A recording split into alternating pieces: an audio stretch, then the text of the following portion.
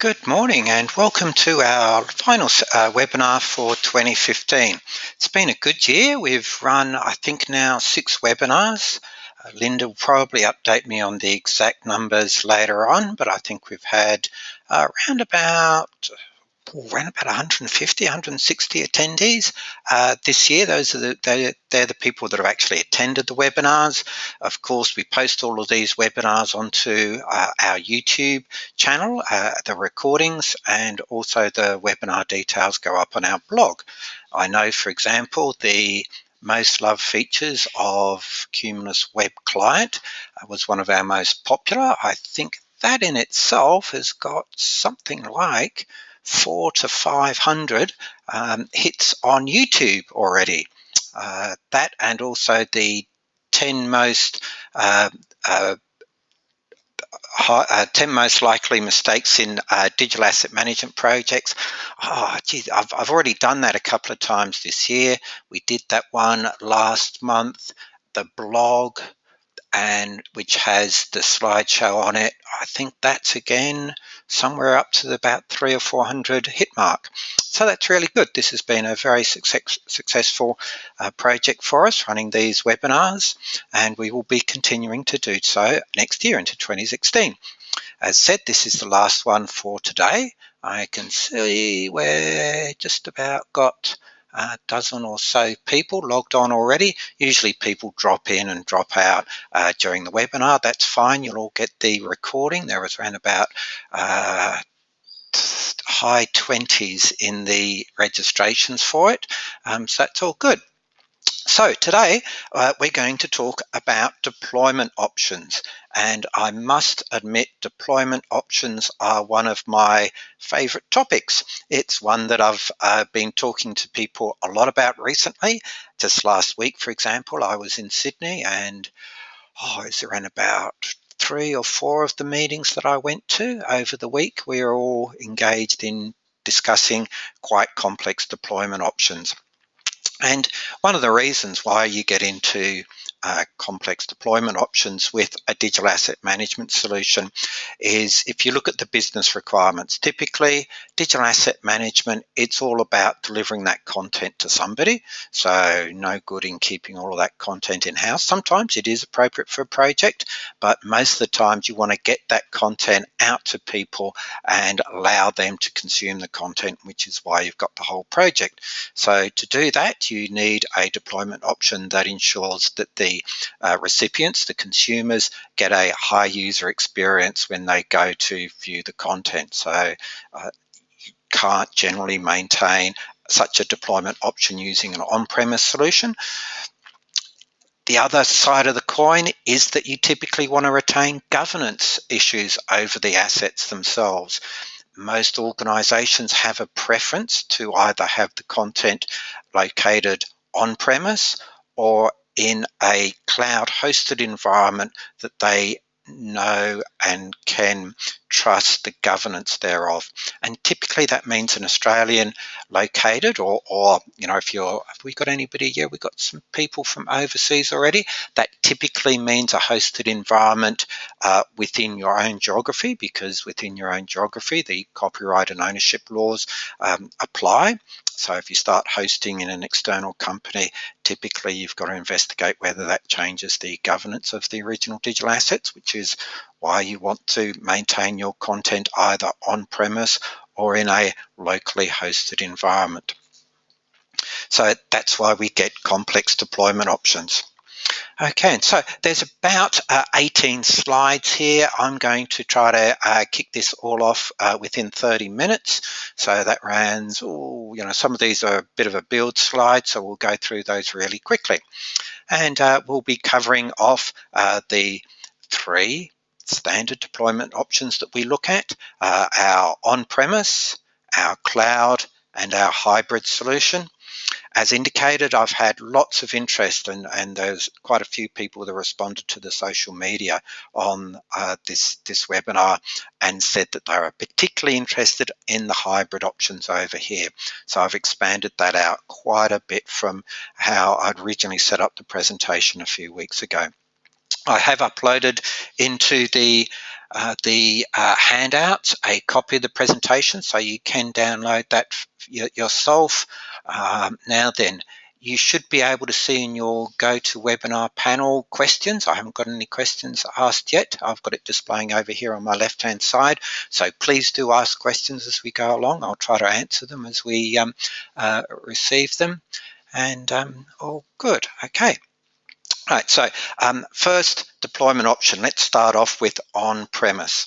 So for many of you, looking at the attendee list, quite a few of you have known DataBasics or be using the Canto Cumulus product for many years, and you will be familiar with our on-premise deployment.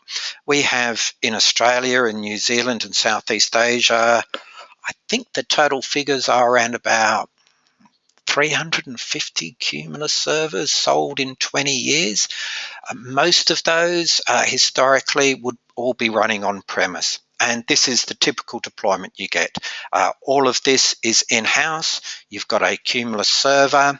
It's running on a machine. It's either using locally attached storage or network storage, and either on the same machine or a separate machine. You've got a web application server providing Cumulus sites, web client, or Cumulus 10, it's now called portals. You've got content managers, one or a half a dozen, few typically, handful typically, who are interacting with the content on the Cumulus server directly with the desktop client or via the web portals with web client and managing the content within the Cumulus server. And then you've got your in-house consumers. They're only got read-only access. Basically, they're doing search and retrieve on the content. They're interfacing with the web application server over here. Now, this is what we've got on hundreds of installations. Historically, I would say that 90% of everybody is running an on-premise solution. Many of those people have added the ability to share that content with external consumers and contributors. Notice that we've got a firewall here, so Cumulus for a long time has been a very secure solution because of the separation of the web application server from the Cumulus server itself. We can put the web app server in a demilitarized zone, a DMZ.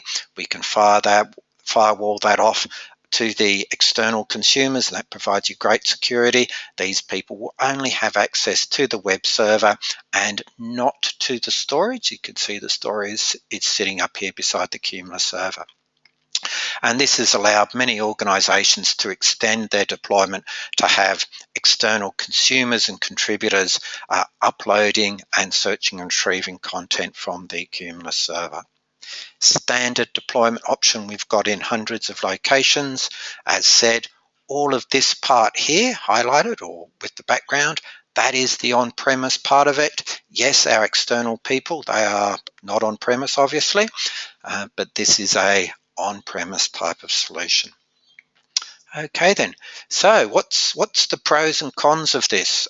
These are just some ideas. I just thought of one immediately from here. One pro, not on the list here, it's simple, right? Really simple. You could stick all of this, for example, could be on a single server. Many installations have got that, and it's a simple and easy installation, and it provides access for your internal users, and it allows you casual access for external users. Big pro here, maximal speed for internal access. Again, because everybody's coming over the LAN, the local area network, their speed's going to be as fast as you're ever going to get it. You can interface to other on-premise systems easily and securely. So we can think of many ERPs, PIM systems, product management systems, some people running an in-house CMS, but that's typically external. So yeah, a lot of interfacing to on-premise solutions using either the RoboFlow product, sometimes the Java API, or more commonly today, the Canto integration platform. And the reason why that's simple and easy is because all of this is on-premise, and if that system that you're integrating with is on-premise, simple and easy because there's no external connectivity to overcome. One typical solution that we interface with almost all the time for our installations the last 5 years probably, is Active Directory. Sometimes that's LDAP. They're the same things really. So we do AD integration, easy and secure. And here, the bit that I talked about before, it retains governance of the content. Obviously, because your storage is on-premise, so you've got it on your own servers, you can't get any simpler model to retain your governance than that. Okay, and what's the downside of this type of deployment? Okay.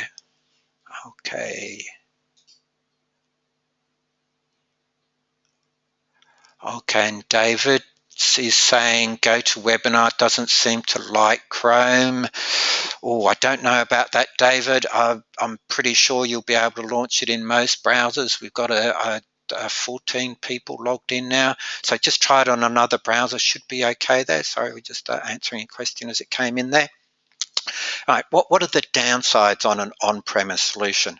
Okay, it's limited bandwidth for external users. Notice here in this diagram, I've got a single chappie sitting over here. Yep, they can upload, they can consume. As we'll see later, this is not a big crowd of people. So, yep, you got it on Firefox, David, brilliant, lovely. Yep, so, you do have to understand that an on-premise solution will not provide you a whole heap of bandwidth. It's really got to do with how much bandwidth you've got going into your network. But as a rule, generally, it's not going to be a lot of bandwidth, or at least you're going to be challenged for it. That's probably the single biggest issue with an on-premise solution. Next point over here, all of this relies at least partially, if not predominantly, on internal ITS resources to maintain. So it means that you need to have a strong ITS services within your organization to support it. And say 10 years ago, that was the typical reason. It's why people chose Cumulus, and they loved it. They could install it, they could run it, wonderful. These days, we're seeing more and more people are wanting to outsource business applications such as digital asset management, and they want to move away from having internal ITS involved. So it's a negative to have it on premise. This third point here is the same as the second point here. When you look at the internal costs for the infrastructure and management of a business solution, which requires specialized skills, that can be quite a high internal cost. We have seen many organizations look at this and provide some good costing, and they're talking in tens of thousands, if not more than 50,000 to support a single business application like a digital asset management solution. So that's a big negative. It is expensive if you look at the overall picture in an organization. And here, barriers for external party to help manage and maintain. Yep, it's this thing here, it's the firewall. So, yep, that is a barrier. That's what a firewall is all about. We can make it work very easily and transparently for an external consumer and contributor.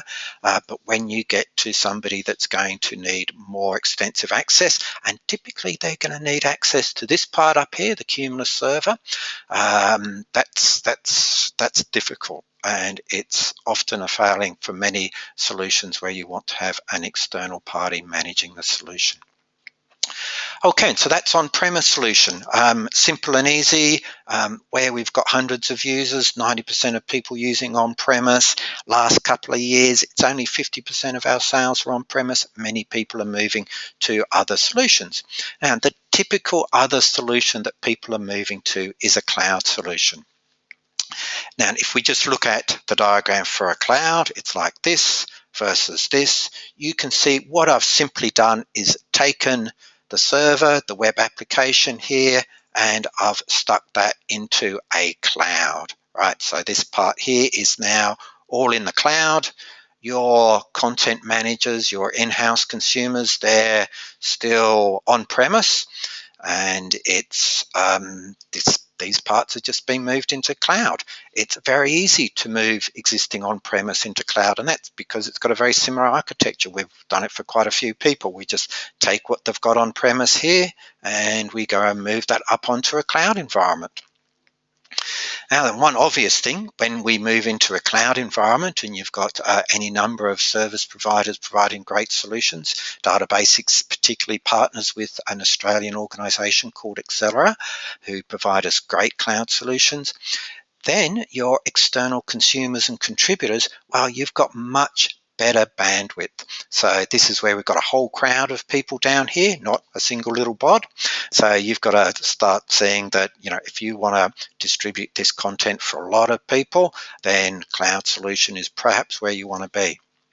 Also, with the cloud solution, it means that the service provider, whether that be DataBasics Customer Care or another service provider, typically got better access into the under the hood of the installation, and that's because there's there are firewalls involved in a cloud environment. Please don't misunderstand that, but simply they're under better control and management and can be configured so that the external service providers can access the solution and maintain it.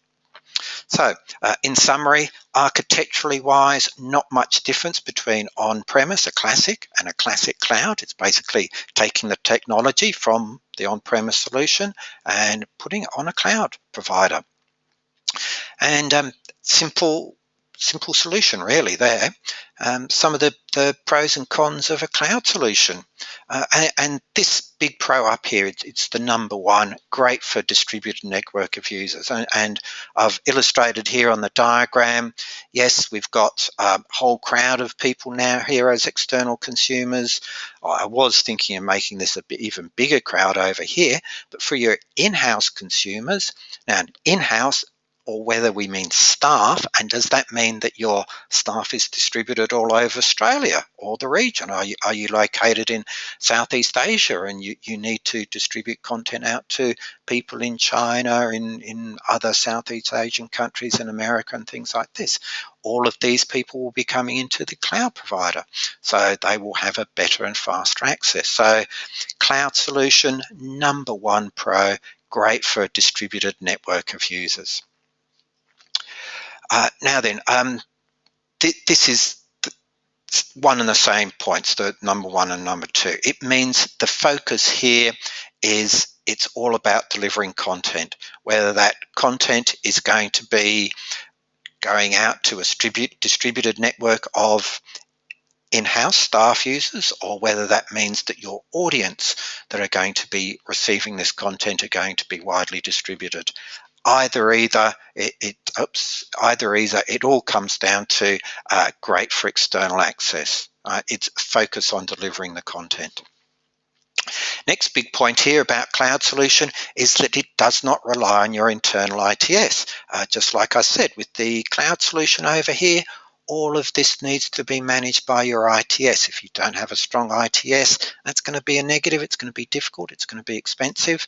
So with a cloud solution, all of this can be managed by your service provider, and that means basically it can be at a lower cost.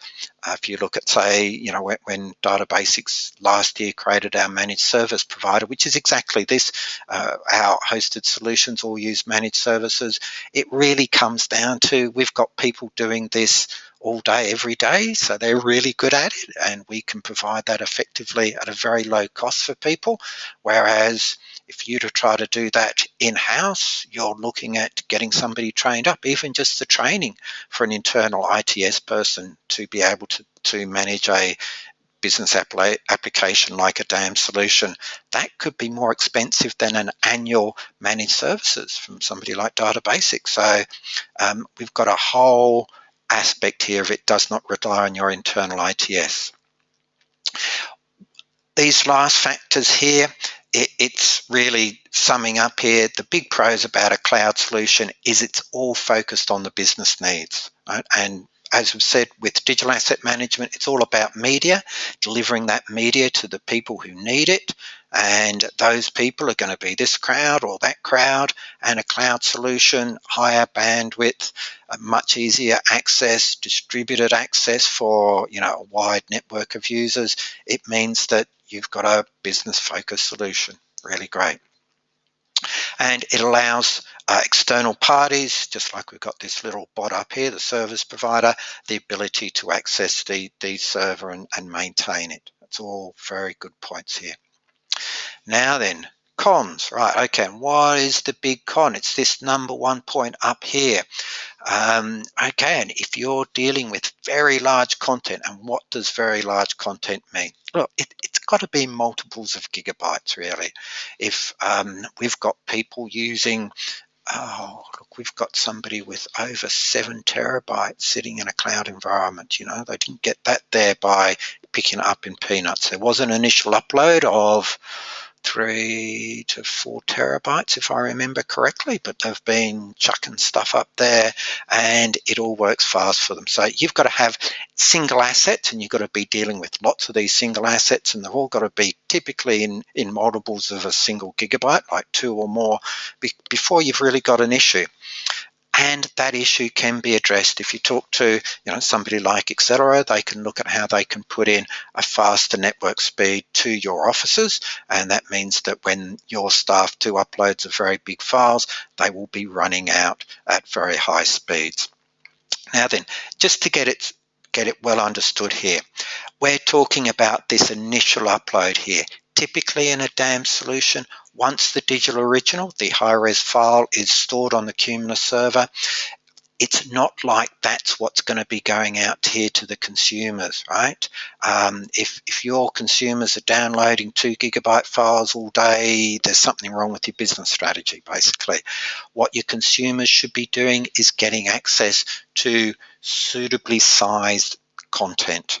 Now then, say if you are, and we always get people saying, yeah, but my external people do need access to high res because they're designers and they want to design the files. Okay, and we can do that. We can put in policies so that rather than click download, they click get an email sent to them with a link, click on link, downloads fast. We can do things like that.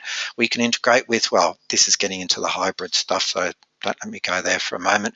But yeah, we can solve that sort of stuff. Also, you can have an interactive GUI to do design work. This topic here, it's the one thing that everybody comes up with when they talk about cloud is this going to be slower to access? Well, look, we need to address that, is what I'm saying. Yes, this is going to incur a hosting fee, but as said, when we look at the cost for both the hosting fee and the managed services, that is much less than the cost of having internal IT resources properly trained and available to manage a business solution like DAMS. Okay, and I would say by a factor of 3 to 4 times. And as a bottom line to it, as my customer care team will say, you get a much better solution because you're getting professionals who are fully qualified and focused on managing the solution, managing it for you. So yeah, it's going to be better experience. Now then, an important con here, right? Possible governance issues. They're only possible, right? It depends upon the location of your hosted infrastructure.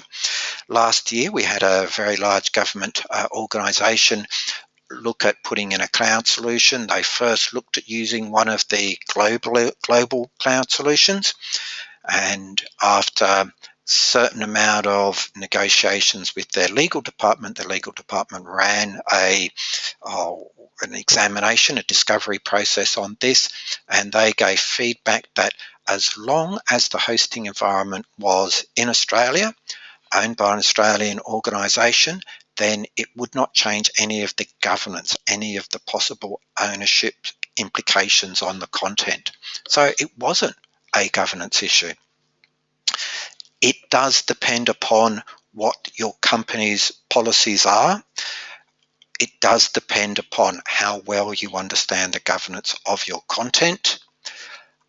As we always explain to people, understanding the governance issues of your content can be a very expensive sort of process, and very often it's easier to stick with something like keeping all of this in an environment like an Australian hosted location where you don't have such impacts, and then you reduce complexities.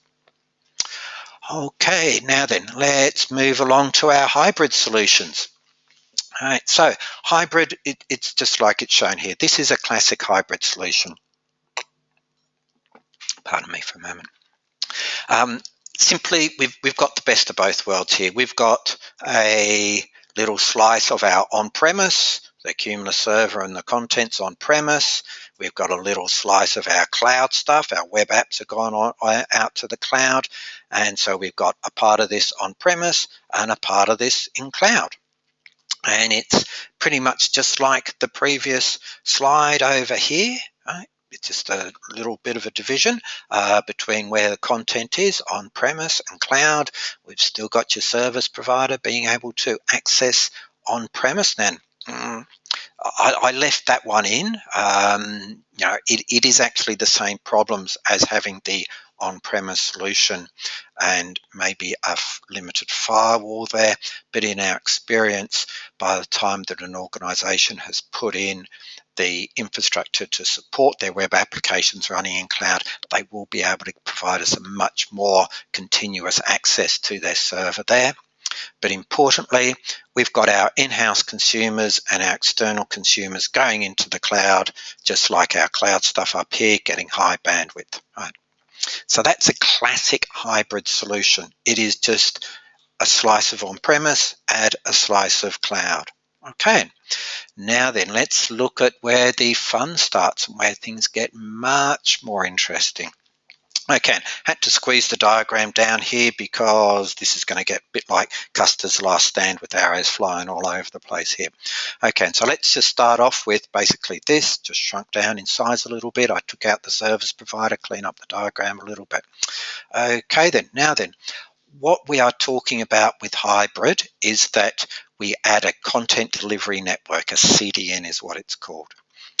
And basically, see, we've got the web application server over here and we've got a globe. That is because a content delivery network comes from large providers such as Azure, Microsoft Azure, or the Amazon AWS solution. And these vendors provide a solution where the content is being replicated globally. So that's why I've got a global thing there, okay? And see how we've put a smaller, see I made that smaller than this, right? A smaller segment of your data there here. Now that may be smaller because it's a subsegment of all of the total content, like only those assets deemed suitable for deployment via this have been put out into your CDN, and or it can be mezzanine files. So for example, you're putting up images. You've kept the digital original on-premise, the large raw file, and you've mirrored up a smaller deployable version, maybe with a watermark, all prepared into the CDN. Right, so it can be smaller both in numbers and in size. Typical word that's used in the video delivery marketplace is mezzanine files. So this is all about mezzanine files. Okay, your internal, your staff, content managers and your staff, same thing, they're typically coming in through this. Your external consumers and contributors, they are typically going in via the CDN. And why do we have them going in via the CDN? It's this global thing. See, it's really nice. Show a little picture of Australia there. It's really good. But these people could be in the USA. They could be in the UK. They could be in Africa, Europe. They could be in Asia. They could be anywhere. And typically, to give you the whole depth of it, these people will be interfacing to the sites portal or the Cumulus portal running maybe in your on-premise or cloud environment here. That's the actual interface. But when they click the preview or the download button, typically then the content comes out of the CDN. Okay, I put in one arrow here just to make it simpler, right? Okay, but it's really got to do with the content delivery network has a copy of the actual content and it is being used to deliver that content to your consumers and contributors. So if Harry is sitting in the UK and hits download to, half a gig image, or he wants to view a video and it's half a gig in size or something like that, it will be running from, say, like an Azure server located in the UK. okay? It's going to be fast, right? It's going to be as fast as it's going to get, basically. He is not going to be waiting for that file to come from Australia all around the planet to the UK, okay? So Harry's going to be a happy camper. It also means that you're going to have thousands. Again, this crowd here could be a big crowd of people distributed all around the world, sucking up the content. And these networks here, AWS and Azure, they're all based around supporting, you know, like here we're not talking hundreds, we're definitely talking tens of thousands, hundreds of thousands, maybe even millions of people, right? So that's a big thing. Now then, again, so I've got the external consumers and contributors, but how many people are going to be coming in through your image library? Okay, this is where the fun starts over here. So we always talk about integration with digital asset management, and you can see great blog content on DAM and CMS integrated. It's our #1 integration platform that we work with. And here you can see website and e-commerce. And yeah, last week when I was in Sydney, 2 of the people that I saw, they all wanted to know about whether they could feed from the dams to the website, whether that would maintain speed, whether they'd need to replicate content out of the dams into their CMS. But the answer for them is, if the dam is storing the content into something like Azure, and when the link is delivered into the CMS, it's a link to the asset located in the Azure CDN or AWS CDN, then the website or the e-commerce site will be able to deliver that content really fast because it's on a CDN. Okay, many people are starting to put their website and their e-commerce systems on a CDN, like either of these. It's very typical, and the reason is that it's going to give you the fastest, speediest access and most flexible environment to work with. So yes, website and e-commerce. Obviously, once you start putting your assets up on the website, the number of users up there is going to be much bigger than the people coming into your image library typically. Okay, and the next big one here is social media. Okay, and you punt out a link to a gigabyte video on your social media, YouTube, Twitter, Facebook, whatever, right? And 10,000 people hit the go button. You've got to be ready to be able to deliver that content all around the world because social media is a global thing. So definitely social media. Big numbers, high peaks of usage, right? Big peaks of usage. You need to have a network that's going to support that. And that's where social media is going to do it all for you. Right, the next big one here is video streaming. Many people are asking us about video delivery. Now, we can supply, just getting back up here, in an on-premise solution here, we can give you a video solution running between the Cumulus server and your web application server. And it's going to be fine. It's going to be fine for your in-house users. It's going to be fine for the casual people out here, the low number of people out here.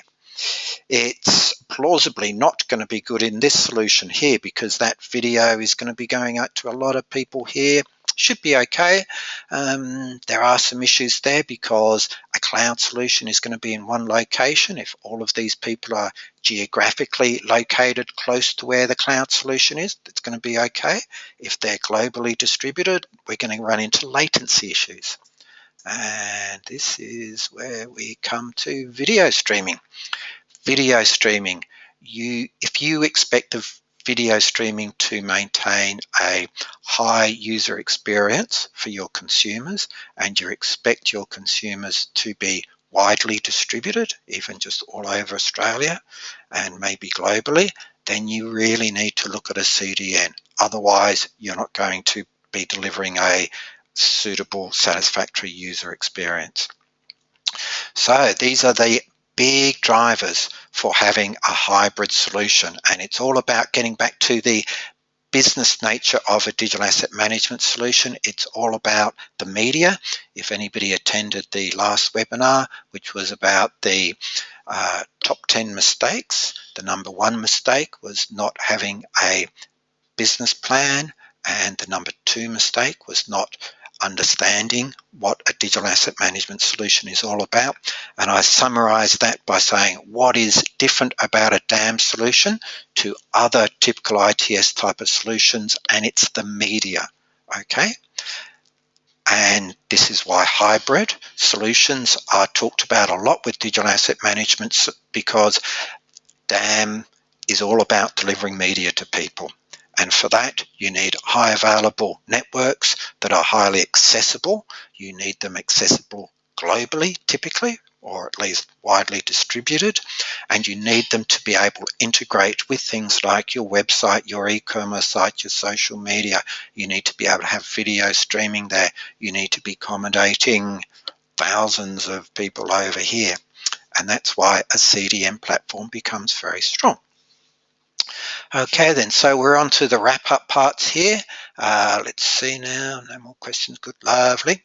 Right, so a thing that I get asked about is what is a hybrid cloud solution? Okay, and it's this one, okay, and I've just changed the boxes a little bit here, meaning that your Cumulus server and content and your standard web apps are sitting in the cloud, just like this one, right? It's just like this, except what we've done down below is we've chucked in the CDN, okay? And that means that from our cloud environment here, and we've got it in the cloud. We've got it in the cloud because we don't want to have it on premise, because we don't want to have our internal ITS manage it, because it's cheaper and more efficient to get somebody else managing it. It might be because our in-house consumers that are coming off the native web apps over here, they're distributed all over Australia and regionally, and they want to have high-speed access into a cloud environment. It's because we've chosen a local Australian-based cloud provider, somebody like Accelera, and we're in Australia, and that meets our governance reasons. It's because the storage in our cloud environment, when you calculate in factors like backup and availability and disaster recovery, that is cheaper than what we can do with an internal solution.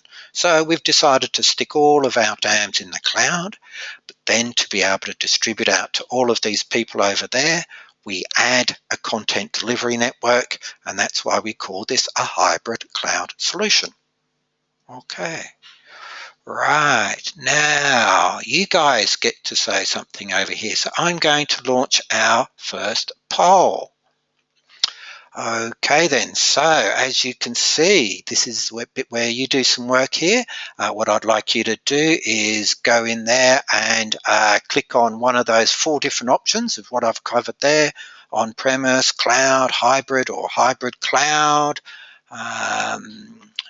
Go on, I'll run this a little bit longer, waiting for everybody to vote, right. Okay, good, alrighty. That's great. I always love these polls. I'll tell you what the answers are here, right. 17%, 17% said on-premise. 33% said they wanted to go to cloud. 33% said they wanted to do hybrid, and 17% said they wanted hybrid cloud. Great. So cloud, hybrid, very popular. Hybrid cloud with some people want to stay on premise. That's cool. That's fine. Right. Okay. Right, okay, and my mate John asks, what experience do you have with iPhone apps? Okay, very good question here. Look, when I've been floating this web app thing around, and if we were to go over to the, look, I'll just quickly jump over here and, right, and do this, and I'm just getting this to work as best as possible. Right, I've just swapped my screen around to our DAM deployment blog, right? This is one that Linda kicked out last week.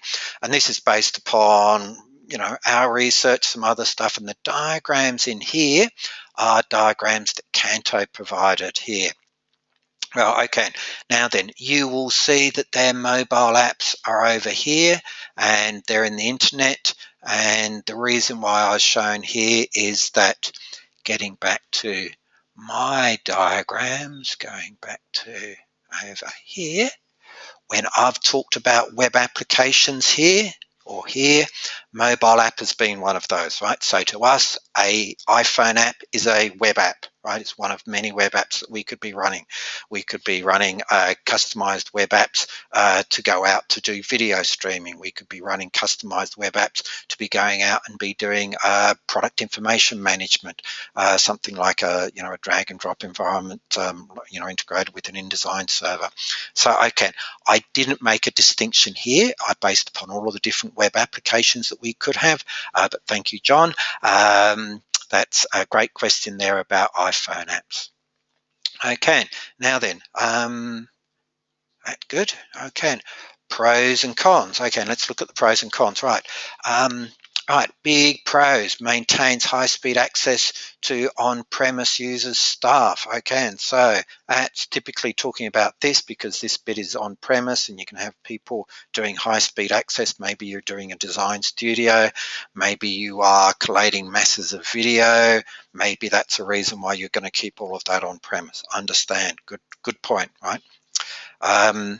Can be implemented as part of CDN. Yep, that's what all of this is. Content delivery network, big catchphrase these days. Want a global deployment policy. Okay. Take particular advantages from on-premise and cloud. Yep, that's what it's all about. So the very basic one I came up here, classic, that is just our architecture. Bit on-premise, the bit that suits on-premise, bit on cloud, bit that suits on cloud. Okay, and integration with cloud solutions, simple and easy. Yep, that's what we're saying all over here. So website, e-commerce, social media, video streaming, so all of these are web-based type of applications. All of that simple and easy type of integration. Provides high user experience for video. Yes, video. This, for many people, is the driving factor to have a CDN hybrid type of deployment, is video delivery. Retains governance of content. Yep, that's what it's all about. Either you're going to be running it here as a all cloud, locally hosted, or whether it's on premise, that's fine. Retains governance. Okay, so depending upon, now we're on to the cons here. I'm going through this pretty quickly.